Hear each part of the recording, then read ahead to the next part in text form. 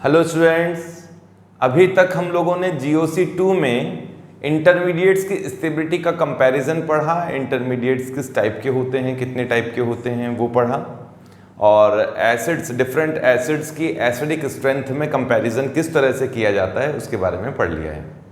अब third point हम लोग पढ़ेंगे बेसिक स्ट्रेंथ। बेसिक स्ट्रेंथ पढ़ने से पहले मैं आप लोगों को ये बता देता हूँ कि अगर आपने एनायंस की स्टेबिलिटी पढ़ी हुई है, जो कि मैंने इंटरमीडिएट्स में पढ़ाया था, उनका कंपैरिजन अगर आप कर सकते हैं तो आप एसिडिक स्ट्रेंथ बहुत आसानी से निकाल सकते हैं। ये आप लोगों ने देख ही लिया होगा। ऐसे ही बेसेस के लिए भी एनायंस की स्टेबिलिटी अगर आपको आती है तो बेसिक स्ट्रेंथ का ऑर्डर भी आप काफ़ी कुछ अच्छी तरह से आइडेंटिफाई कर सकते हैं। तो बेसिस के लिए अगर मैं थ्योरी की बात करूं तो जैसे एसिड्स में मैंने आपको 3 थ्योरीज बताई थी, वैसे ही एक तो आर्हेनियस थ्योरी है। आर्हेनियस बेस की बात करूं कि आर्हेनियस बेस क्या होता है तो हेडिंग डाल लीजिए, आर्हेनियस बेस वो होगा जो एक्वस मीडियम में OH आयन की कॉन्सेंट्रेशन बढ़ाता है, OH आयन डोनेट करता है, जैसे NaOH, इस तरीके से, है ना। वो आपको मैं बता भी चुका हूं शायद, एसिडिक स्ट्रेंथ के स्टार्टिंग में बताया था। डायरेक्ट लिखूंगा यहाँ शॉर्ट में, OH ion donor in aqueous medium, बस सफिशिएंट डेफिनेशन है।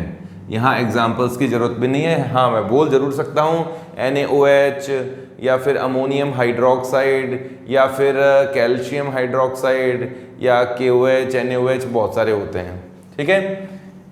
जो OH आयन डोनेट करते हैं वो होते हैं बेस। आर्हेनियस तो ये कहता है, वो भी एक्वस मीडियम में।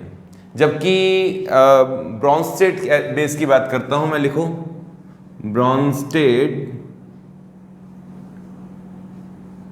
लोरी बेस, है ना। ब्रॉन्स्टेड लोरी का एक कॉन्सेप्ट बताया था आपको। ब्रॉन्स्टेड लोरी कहता है कि जो प्रोटॉन डोनेट करते हैं, मीडियम चाहे कोई सा भी हो, वो तो है एसिड, और जो प्रोटॉन एक्सेप्ट करते हैं वो होते हैं बेस। तो लिख लीजिए शॉर्ट में, proton accepting species.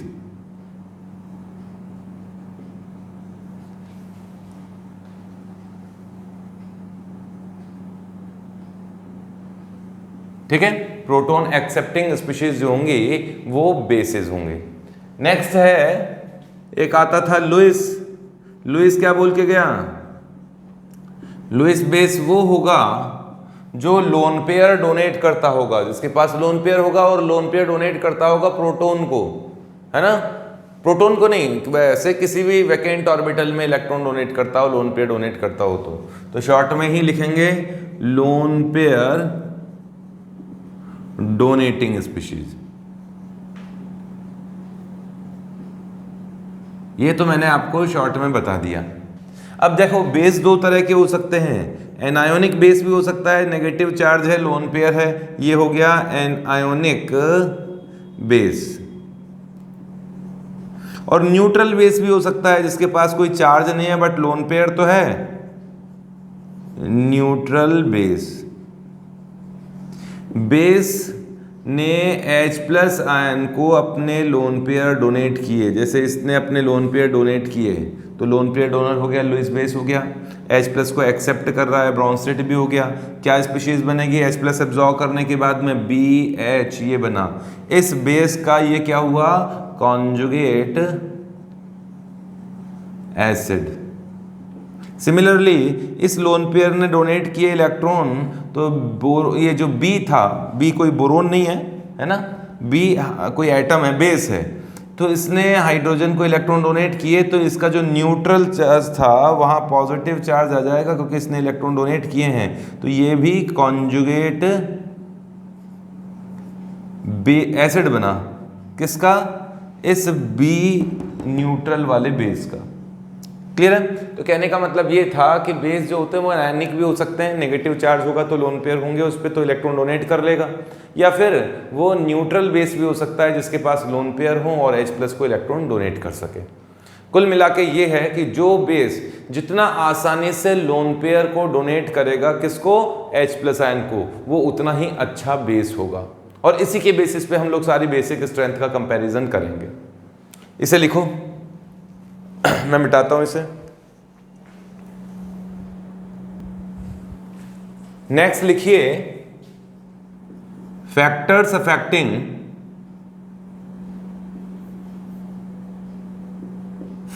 Affecting basic strength of base.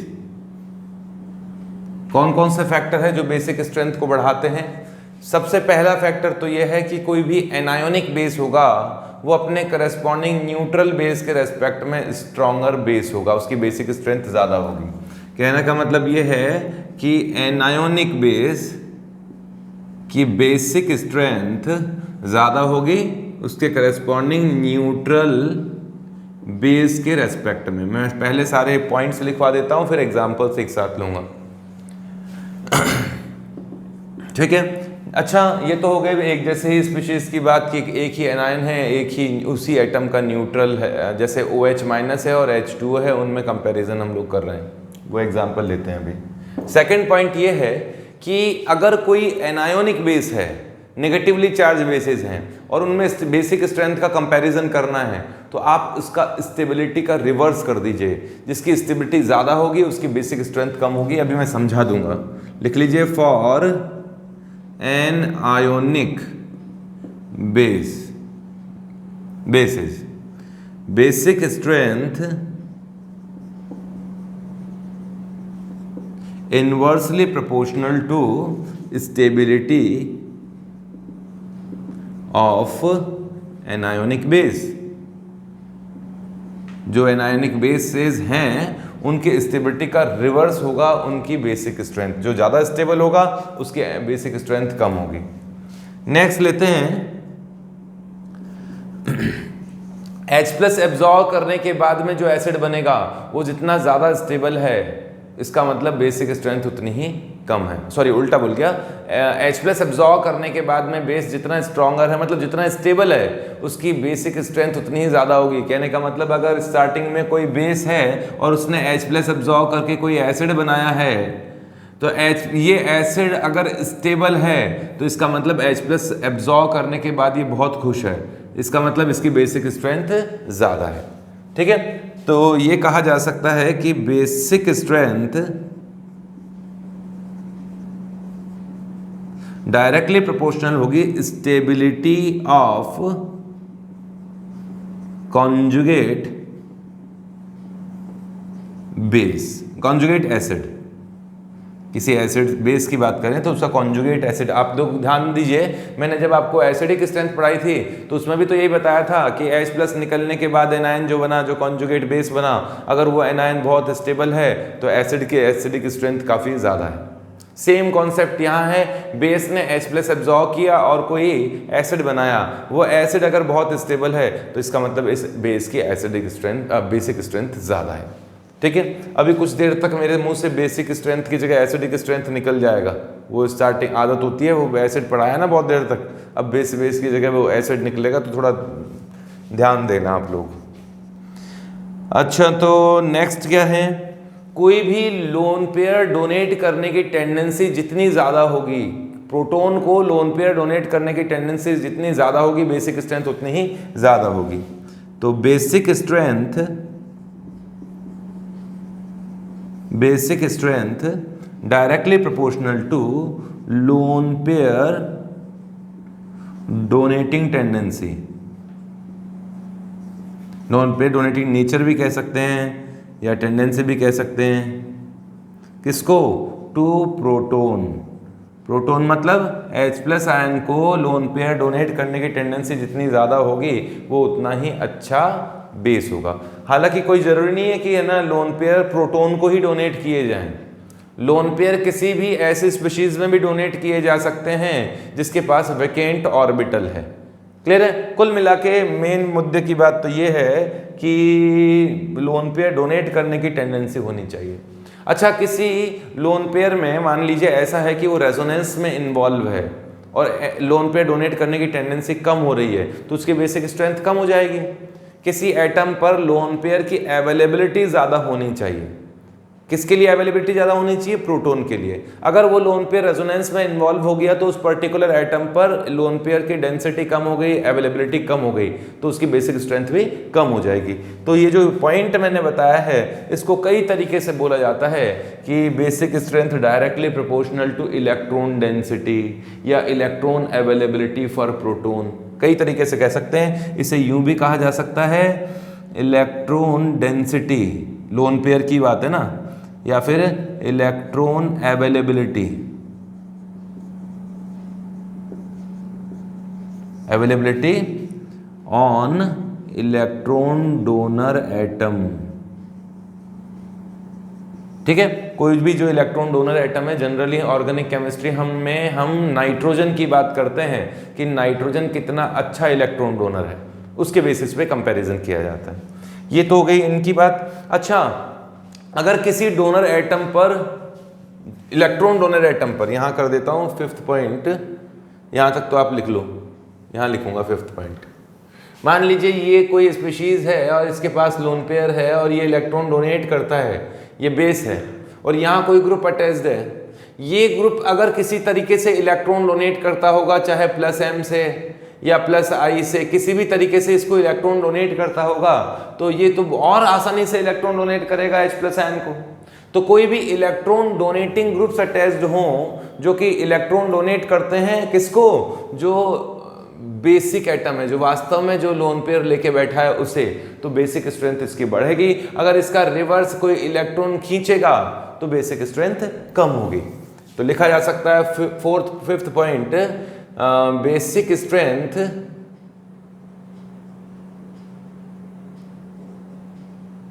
increases in presence of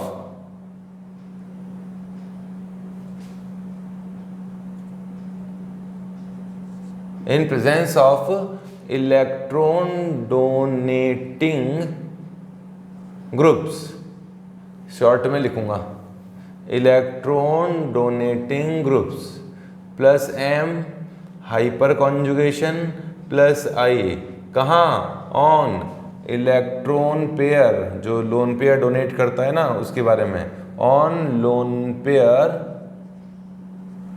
donating group. थोड़ा समझना, थोड़ा कंफ्यूजन हो सकता है यहाँ पर। जो लोन पेयर डोनेट करने वाला जो बेसिक एटम है ये वाला, उस पर इलेक्ट्रॉन डोनेटिंग ग्रुप अगर बढ़ेंगे तो बेसिक स्ट्रेंथ इंक्रीज हो जाएगी, लेकिन अगर इलेक्ट्रॉन विड्रॉइंग ग्रुप बढ़े तो बेसिक स्ट्रेंथ डिक्रीज हो जाएगी। तो इसी का रिवर्स लिख लेते हैं, basic strength decrease in presence of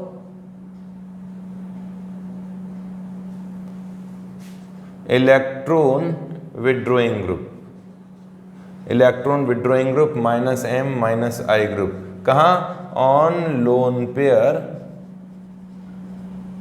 donor atom. Lone pair donor group नहीं होना चाहिए, लोन पेयर डोनर एटम कर देता हूं, लोन पेयर डोनर एटम। ठीक है, इनकी प्रेजेंस में बेसिक स्ट्रेंथ फिर डिक्रीज हो जाएगी।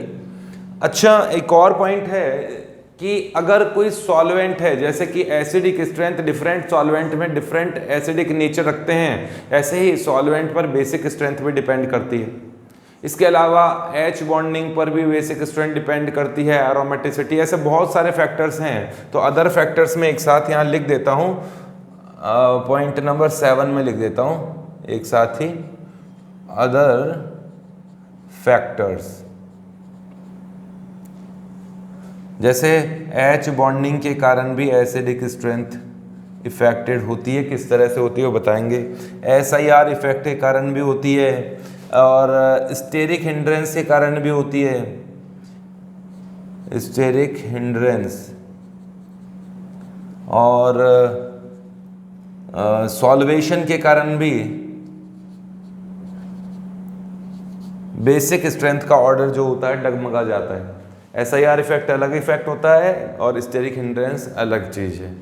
ठीक है, तो यहां तक पॉइंट लिखो, हम लोग एग्जांपल्स करेंगे। अब फटाफट लिख लीजिए।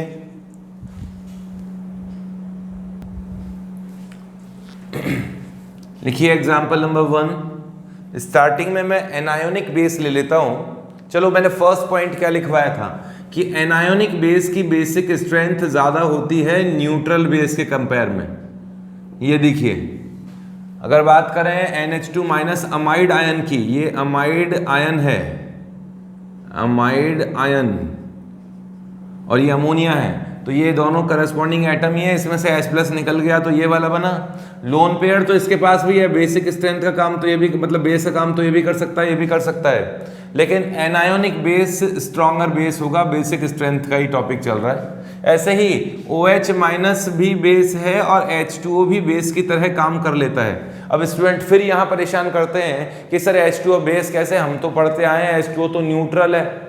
अरे भाई, यहाँ मैं कंपैरिजन कर रहा हूँ किसी से, है ना। आप जो न्यूट्रल मानते हो वो वाटर एक सॉल्वेंट लिए रखा है जो कि स्टैंडर्ड सॉल्वेंट है, उसी के कंपेयर में हम लोग, उसी के साथ में हम लोग कंपैरिजन करते हैं। पर मैं वाटर को स्टैंडर्ड नहीं मान रहा हूँ, मैं दो बेसिस कंपैरिजन कर रहा हूँ कि ये अच्छा कि ये अच्छा, चाहे वो वाटर हो चाहे कोई भी हो। तो वाटर पर भी लोन पेयर होंगे, OH माइनस पर भी लोन पेयर होंगे। वैसे जरा बताओगे सही, सोचो कि OH माइनस पर कितने लोन पेयर होंगे? 3 लोन पेयर होते हैं ऑक्सीजन माइनस पर यहाँ। लेकिन लोन पेयर्स के नंबर से कोई फर्क नहीं पड़ता है, किसी के पास ज्यादा लोन पेयर हो, किसी के पास कम लोन पेयर हो, उससे कोई फर्क नहीं पड़ता है। फर्क पड़ता है कि वो कितना आसानी से डोनेट करना चाहता है लोन पेयर्स को। तो एनायोनिक बेसिस की बेसिक स्ट्रेंथ हमेशा न्यूट्रल वालों से ज्यादा होती है। क्लियर है? ऐसे ही अब हम लोग एग्जाम्पल नंबर 3 लेते हैं। एग्जाम्पल नंबर 3 में मैंने एग्जाम्पल लिया था कि सेकंड पॉइंट लिखा था कि नेगेटिवली चार्ज्ड बेसिस के लिए स्टेबिलिटी का रिवर्स होता है बेसिक स्ट्रेंथ। तो एक बेस लिया है, अब सुन लो, अब बहुत अच्छा सा एग्जाम्पल है, CH2 minus NH, CH3 minus NH2 minus OH minus और Cl माइनस। ठीक है, लेफ्ट से राइट की ओर जाते हैं तो जिस एटम पर नेगेटिव चार्ज है उसकी इलेक्ट्रॉन नेगेटिविटी के बेसिस पर स्टेबिलिटी देखी जाती है, और स्टेबिलिटी का रिवर्स ही होगा बेसिक स्ट्रेंथ। तो यहां Cl नहीं है, सॉरी F है। F माइनस की इलेक्ट्रॉन नेगेटिविटी सबसे ज्यादा है, जिसकी इलेक्ट्रॉन नेगेटिविटी ज्यादा होगी उसकी बेसिक स्ट्रेंथ भी ज्यादा होगी। क्लियर है? उल्टा बोल गया, जिसकी स्टेबिलिटी ज्यादा होगी उसकी बेसिक स्ट्रेंथ कम होगी। यहां बेसिक स्ट्रेंथ का ऑर्डर ये आएगा। कैसे? देखो, कार्बन माइनस, मैं जरा इनके H लगाकर फिर कंपैरिजन पूछता हूं तुमसे। आप तो एसिडिक स्ट्रेंथ पढ़ चुके हैं, एसिडिक स्ट्रेंथ पढ़ चुके हैं, तो मुझे एसिड्स का ऑर्डर बताओगे इनमें, इन तीनों में, चारों में? लेफ्ट से राइट जाते हैं तो एसिडिक स्ट्रेंथ बढ़ती है। कैसे किया था कि मैंने किया था कि H+ निकाल के एनायन देख लो, जो एनायन जितना ज़्यादा स्टेबल होगा उसका एसिड उतना ही अच्छा एसिड होगा। तो एसिडिक स्ट्रेंथ का ऑर्डर तो ये है ना, इनमें एसिडिक स्ट्रेंथ का ऑर्डर ये है। तो आपको कभी बताया होगा मैंने कि जो स्ट्रॉन्गर एसिड होते हैं उसके कॉन्जुगेटेड बेसेस जो होती हैं वो वीकर होंगे। यहाँ HF और H2O में ये स्ट्रॉन्गर है, तो यहाँ OH माइनस जो इसका कॉन्जुगेट बेस है, F माइनस जो कि इसका कॉन्जुगेट बेस है, इन दोनों के कंपैरिजन में ये अगर स्ट्रॉन्गर एसिड है तो ये स्ट्रॉन्ग, उल्टा बोल गया, ये स्ट्रॉन्गर एसिड है तो ये वीकर बेस होगा। यहाँ ये बेसिक स्ट्रेंथ का ऑर्डर मैंने बताया है। ये हार्ड एंड फास्ट रूल है कि ऐसा होता ही है कि स्ट्रॉन्गर एसिड का कॉन्जुगेट बेस वीकर ही होता है। मैंने स्ट्रॉन्ग नहीं बोला है, ध्यान से सुन लेना, मैंने बोला स्ट्रॉन्गर। स्ट्रॉन्ग एसिड जैसे आयोनिक इक्विलिब्रियम में आप बोलते हो कि ये स्ट्रॉन्ग एसिड है, ये इसका कॉन्जुगेट बेस वीक होगा, उसके कंपैरिजन में नहीं कर रहा हूं। ऐसा नहीं होता है कंपैरिजन। कंपैरिजन हमेशा होता है दो ग्रुप्स के बारे में, है ना। जैसे इन दोनों एसिड्स का कंपैरिजन चल रहा है तो इन्हीं के बेसिस का कंपैरिजन चल रहा है। ये मैंने स्ट्रॉन्गर एसिड बोला है, किसके कंपेयर में स्ट्रॉन्गर? वाटर के रेस्पेक्ट में स्ट्रॉन्गर। मैंने ये वीकर बेस बोला है, किसके रेस्पेक्ट में? OH माइनस के कंपेयर में। HF कोई स्ट्रॉन्ग एसिड नहीं है, HF इससे स्ट्रॉन्गर है ना। इनऑर्गेनिक एसिड्स में जाओगे तो HF तो वीक एसिड्स में काउंट होता है, क्योंकि इसके लिए कुछ ना कुछ pKa की वैल्यूज होती हैं। HCl की तरह या HBr की तरह या HI की तरह कंप्लीट डिसोसिएशन नहीं होता है इसमें। फिर भी कंपैरिजन चल रहा था कि तो कंपैरिजन की ही बात करेंगे। स्ट्रॉन्गर बोलो, स्ट्रॉन्ग मत बोलो, है ना। तो स्ट्रॉन्गर एसिड है, ये वीकर बेस होगा। क्लियर है? तो कई बार स्टूडेंट्स ऐसे कहते हैं, क्या पता क्यों वो परेशान होते हैं कि NaOH में और NaNH2 में कंपैरिजन किया जाए या NaCH3 में कंपैरिजन किया जाए तो बेसिक स्ट्रेंथ किसकी ज़्यादा होगी? तो स्टूडेंट देखते बोलते हैं NaOH, वाह NaOH आ गया, NaOH आ गया। अरे NaOH आपने पढ़ा है, मान लिया स्ट्रॉन्ग बेस है, पर मैं स्ट्रॉन्गर बेस की बात कर रहा हूं। इससे भी स्ट्रॉन्गर कोई है क्या? NaOH क्या ऐसा है कि जिससे स्ट्रॉन्गर कोई हो ही नहीं सकता? इससे भी स्ट्रॉन्गर हो सकते हैं। इससे भी स्ट्रॉन्गर है NaNH2 सोडियम अमाइड, और इससे भी स्ट्रॉन्गर है ये मिथाइल, सोडियम और मिथाइल वाला जो एनायन है। क्यों? क्योंकि कार्बन पे नेगेटिव चार्ज होगा तो उसकी स्टेबिलिटी बहुत कम होती है। याद रखना, कार्बन पे नेगेटिव चार्ज आया तो वो बहुत अच्छा बेस होता है। इनऑर्गेनिक बेस जो है ना एनायंस के, वो बहुत अच्छे बेस हैं। ऑर्गेनिक बेस बहुत अच्छे बेस हैं, इनऑर्गेनिक एसिड बहुत अच्छे एसिड है। एक जनरल कॉन्सेप्ट की मैं बात करूं, ठीक है। तो यहाँ कार्बन पे नेगेटिव चार्ज है। अब ये मत बोलना सर नेगेटिव चार्ज हमको तो दिख रहा नहीं था पहले, होगा ये। अरे सोडियम जैसे महान इलेक्ट्रोपॉजिटिव एटम के साथ बैठा हो तो सफिशिएंट इलेक्ट्रोनेगेटिविटी डिफरेंस होती है, और ये आयोनिक बॉन्ड ही है ना। ये प्लस और ये माइनस होते ही हैं, ये लिख के देने की जरूरत नहीं है, इतना हमें कॉमन सेंस होना चाहिए कि नेगेटिव चार्ज यहाँ है। तो NaOH से भी स्ट्रॉन्गर ये है, ये बेसिक स्ट्रेंथ का ऑर्डर है इनकी, ये बेसिक स्ट्रेंथ का ऑर्डर होगा। क्लियर हो गया? और लेंगे एग्जांपल्स, कमी थोड़ी ना है। ये एग्जांपल लेते हैं फोर्थ कि यहाँ RC triple bond negative charge है और यहाँ RCH double bond negative charge है, और यहाँ है RCH2CH2 negative charge. Anionic basis का ही कंपैरिजन कर रहे हो आप। एग्जाम्पल नंबर 5, इस एग्जाम्पल में एक बार तो सोडियम और ये कार्बन से ये CH3 है, और एक बार लिथियम और ये CH3 है ना। जरा सोच के बताओ, देखें किसकी बेसिक स्ट्रेंथ ज़्यादा होगी, है ना। नेक्स्ट है कि नेगेटिव चार्ज यहाँ है, बिल्कुल यही केस बनेगा यहाँ भी। एक बार मैं इन दोनों में कंपैरिजन करवा देता हूँ। ये NH2 माइनस है और ये OH माइनस है, तो ये अमोनिया है, न्यूट्रल की तरफ जा रहा हूँ, और ये H2O है। ग्रुप में तो लेफ्ट से राइट की ओर बढ़ते हैं तो बेसिक स्ट्रेंथ डिक्रीज ही होती है। काफ़ी कुछ वही कॉन्सेप्ट यहाँ आपको देखने को मिलेगा। हाँ, इसमें बताओ, इसमें बताओ, इसमें बताओ। और एनायनिक बेस लेने थे मुझे पर रह गए, कोई बात नहीं, चलो अब ले लेते हैं। ये रहा कोई एनायन, ये रहा कोई और एनायन, ये रहा फिनॉक्साइड। तुम समझ गए होगे मैं क्या करना चाह रहा हूँ। ये रहा CH3CH2, मतलब कोई R एल्कोक्साइड है ना। इनमें कंपैरिजन करना जरा बेसिक स्ट्रेंथ में। एग्जाम्पल नंबर 8, अब मैं बहुत ज़्यादा बेसेस लेकर, ये रहा एक एनायन, ये रहा एनायन, और ये रहा एक एनायन। इनमें कंपैरिजन करना बेसिक स्ट्रेंथ का, स्टेबिलिटी का नहीं। इसे तो मिटा देता हूं मैं।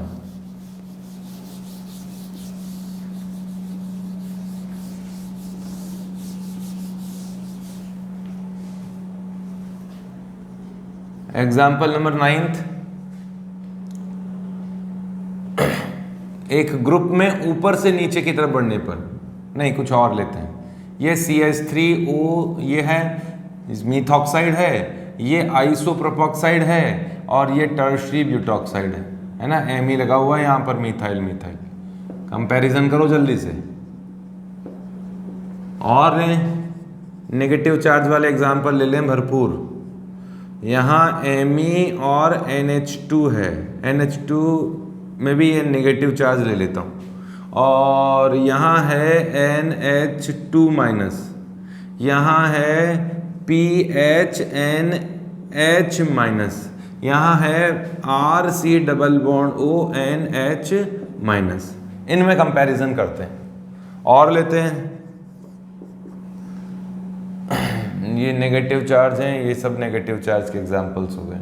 अगर ग्रुप में ऊपर से नीचे की ओर बढ़ें, जैसे F minus Cl minus Br minus and I minus, तो बेसिक स्ट्रेंथ का ऑर्डर क्या होगा? ठीक है, नॉर्मल बेस की बात कर रहा हूँ, ब्रॉन्ज स्टेट बेस की बात, कोई H प्लस ले सकता है, H प्लस दे सकता है उसके हिसाब से। ऐसे ही यहाँ OH माइनस है और यहाँ HS माइनस है ना, इनमें कंपैरिजन कीजिए। इसी तरह से एग्जाम्पल नंबर 13 है CH3O minus and CH3S minus में, इनमें कंपैरिजन करो। वीडियो पॉज करो और जल्दी से सॉल्व करो। कर लिया होगा अब तो, अब मैं सॉल्व करूंगा। एग्जाम्पल नंबर 4 में यहां सब जगह नेगेटिव चार्ज है, बहुत अच्छी बात है। यहां ये कार्बन sp स्टेट में है, ये कार्बन sp2 स्टेट में है, ये कार्बन sp3 स्टेट में है। पहचान पा रहे हैं कैसे कार्बन sp स्टेट में कि एक सिग्मा बॉन्ड है और एक लोन पेयर है। यहां एक ये सिग्मा बॉन्ड है, एक H के साथ सिग्मा बॉन्ड, एक लोन पेयर है। और यहां तो 3 सिग्मा बॉन्ड है, एक लोन पेयर है, स्टेरिक नंबर 4 होगा, हाइब्रिडाइजेशन sp3 होगा। अब है तो सभी कार्बन माइनस, ठीक है। कार्बन माइनस में भी सभी का सभी बहुत अच्छे बेस होते हैं। कार्बन माइनस मैंने बताया ना, बहुत अच्छा बेस होते हैं, मिटा दिया वो तो मैंने। हाँ, अब इनमें अगर कंपैरिजन करना ही है तो एस करेक्टर बढ़ने से एनायन की स्टेबिलिटी बढ़ती है। याद कीजिए, परसेंट एस करेक्टर बढ़ेगा तो एनायन की स्टेबिलिटी बढ़ेगी।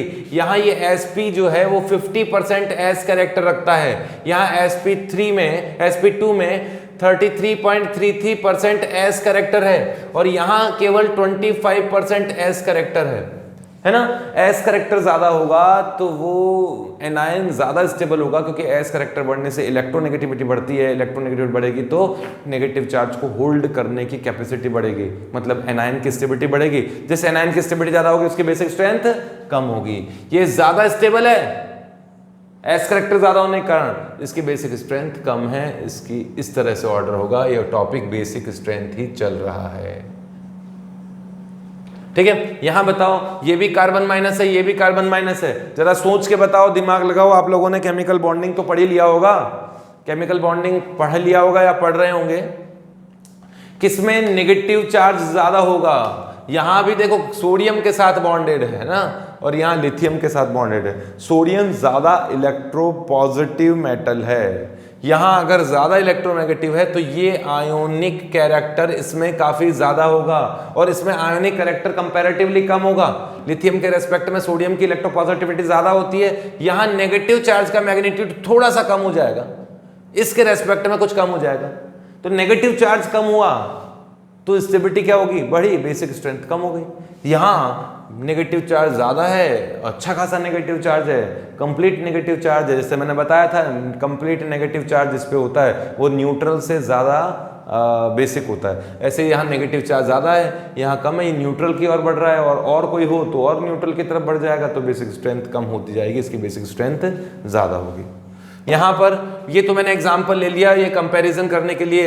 इससे पहले मैंने NH2 माइनस और OH माइनस का कंपैरिजन करवाया था।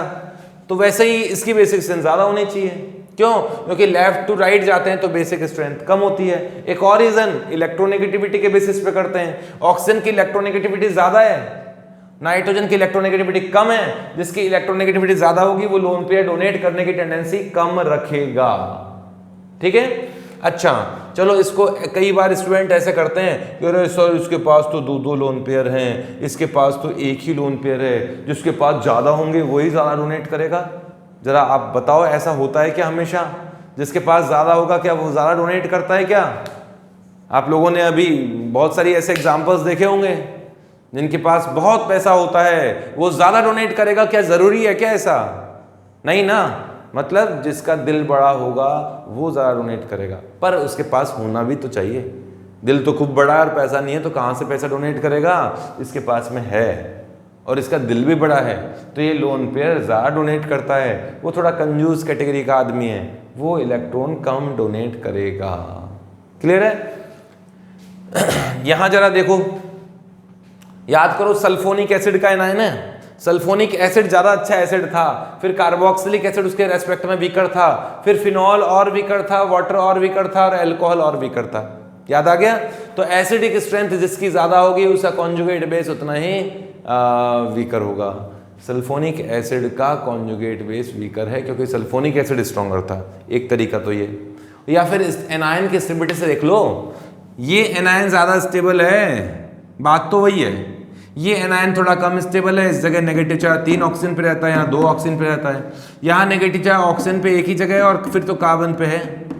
मैं जो बोल रहा हूँ शायद मैं कई बार बोल चुका हूँ आप लोगों को, ये स्टूडेंट्स को कंफ्यूजन होता है, मैं तीसरी या चौथी बार बोल रहा हूँ। कार्बोक्सिलेट आयन और फिनॉक्साइड आयन में अगर स्टेबिलिटी का कंपैरिजन किया जाए तो कार्बोक्सिलेट आयन की स्टेबिलिटी ज़्यादा होती है।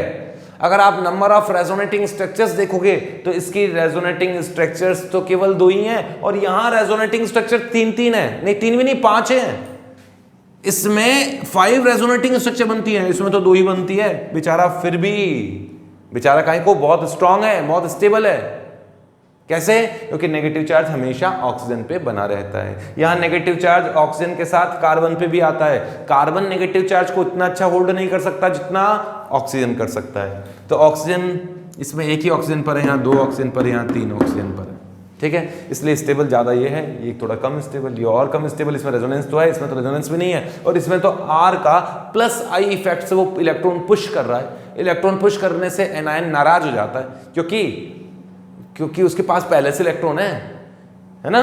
तो इसकी स्टेबिलिटी काफ़ी कम होगी। तो स्टेबिलिटी का रिवर्स कर दूं, स्टेबिलिटी इसकी ज़्यादा थी, बेसिक स्ट्रेंथ कम होगी, कम होगी, कम होगी, कम होगी, मतलब बढ़ती गई। बेसिक स्ट्रेंथ बढ़ती गई, बेसिक स्ट्रेंथ बढ़ती जाएगी। ठीक है, ये तो ऐसे फर्जी सा एग्जाम्पल ले लिया। क्या है एग्जाम्पल, समझ में आ ही गया होगा। प्राइमरी, सेकेंडरी, टर्शरी एनायंस का एग्जाम्पल है। ये प्राइमरी है, नहीं ये तो टर्शरी है, ये प्राइमरी है, ये सेकेंडरी है।